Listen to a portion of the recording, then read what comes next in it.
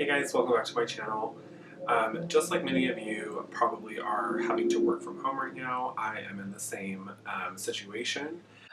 With that being said, my work provided me with a work laptop, but I'm used to my dual monitor screen at work. I'm used to having a desk that lays out, so I do kind of miss all that. Along with missing that, I've been really into different tech setups and different ways that I would want my editing table set up for getting further into YouTube and different equipment that I eventually want to purchase.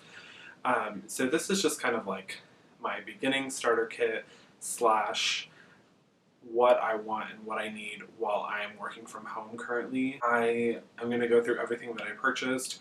I'll put all the links down below in the bio of where you can get it as well. I want to say the total amount I spent was like $225, which is, I bought some things that were not necessary, but for me, I just wanted them.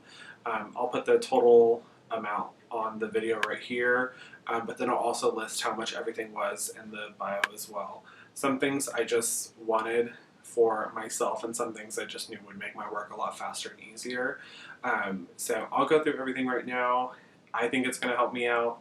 And maybe you'll find something for you that you think would help your work from home or your editing or your tech station, whatever it may help it a little bit more. Right now, all I have is my MacBook, a salt lamp, a wireless charger, and a notepad, and that's kind of all that I have right here. We'll go ahead and get started with listing everything that I purchased, and I'll be setting it up as I go along.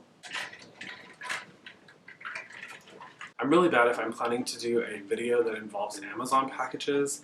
I'm waiting to open those packages for the video, so this one is already open. I've already used it this week. It is a laptop stand. I wanted this one because eventually I think I want a new MacBook that I plan to purchase in the steel gray, so I think it would look better on this one. But also I like that underneath you have room to kind of put whatever you need to. The laptop stand was $30, I believe. There's different ones that range from like 20 all the way to 100. I didn't want to spend that much, but I still wanted it to look nice. That's how I chose this one. But I'll put the actual price down below. Next piece that I bought, I actually bought it before I decided I was going to do over my entire desk. But it is a MacBook accessory. The work Mac that I have does not have any of these outputs for it. If I need to plug in anything with a USB or an SD card or just really any accessories, I can't. So this allows me to do that. But while building the station plus getting the new MacBook, this will allow me to kind of use that function a little bit easier. Next thing I purchased is this external hard drive. It is 1 terabyte, it's Toshiba. I was going to get a solid state drive, but the price point was so much different, and I don't record usually in a higher quality image that it's needed for that. So this is just what I'm using right now. This was about $60. I did wait for it to go on sale because for the longest time an external hard drive was just so expensive. But I found this. I've been using it a lot between all the computers that I use, so that way I can constantly continue working on a project if I have to jump from computer to computer. But it's been helpful. Also, anytime that I load all of the videos that I do for a YouTube video, it'll go onto here first before I start editing, so that way it doesn't block all of the storage on my MacBook, which is what most YouTubers would suggest doing. When I sold my iMac, I sold it with the Magic keyboard that it came with and the Magic mouse, but I kept my Magic trackpad. I knew that when I created a system, eventually I would want to have both the Magic keyboard and the Magic trackpad. So I ended up just buying one of these used off Amazon, but it was certified, so it was certified through Prime, so I knew that it would be okay.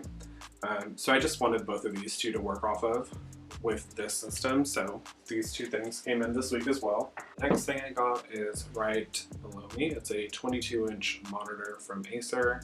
It's just HD.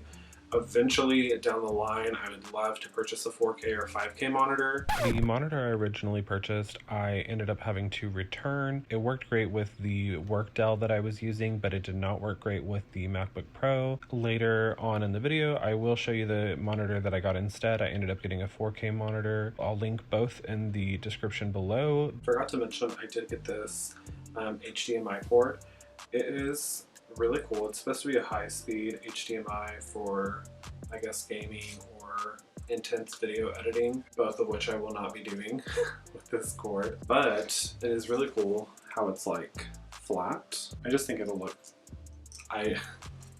that is very Nathan for me to have purchased an item that's made for a purpose, but I am purchasing it because it'll look aesthetically pleasing with my desk. Alright guys, so like I said, I did end up switching out the monitors. This one is the 4K monitor that I bought. It is a 24-inch 4K screen. It was about $200 on Amazon, which is probably the lowest 4K monitor I could find. Along with that, I was using this kind of accessory to have the screen displayed because it had the HDMI output. I just don't think that it was the best for what I was trying to do. So I bought the actual Apple media adapter. I've had this set up for about a month now and I absolutely love it. It has been so much fun to work with and yeah, it's great. Alright guys, so that's my desk setup. I hope you enjoyed today's video. If you did, please comment down below and like this video. Don't forget to subscribe and check out my Instagram. I'm thebiggest_boss. I will see you all next week. Bye guys.